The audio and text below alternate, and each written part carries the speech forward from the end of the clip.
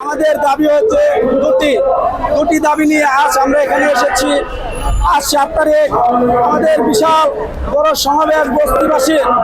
আমরা এখানে দুটি দাবি নিয়ে এসেছি। যদি আমাদের দুটি দাবি না মানে এখন আমরা এখান থেকে এখন কয়টা বাজে আমিও জানি না, সম্ভবত 11টা বাজে। আমরা কিছুক্ষণের মধ্যে আমরা ভূমি বাড়িতে যাব, ভূমি মন্ত্রণালয়ের বাড়িতে যাব, ওনার বাড়ি গ্রাহ দেবো। বস্তিবাসী সকলে এক হয়ে যতক্ষণ না পর্যন্ত আমাদের দাবি না মানবে তার বাড়ি ঘর ছাড়বো না। আমাদের উপর যদি কোনো টর্চারিং আসে আমরা পুরোটা টর্চারিংয়ের জবাব দিয়ে দেবো। তবু আমরা রাজপথ ছাড়বো না। ভূমি মন্ত্রণালয় আমরা ঘেরাও করবো।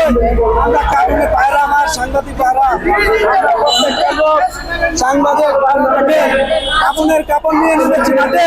30 দিন হয়ে যায়, কেউ এসে আমাদেরকে জিজ্ঞাসা করে না। সরকার কি দেখে না? প্রশাসনের লোক দেখে না? সবাই বলে আরো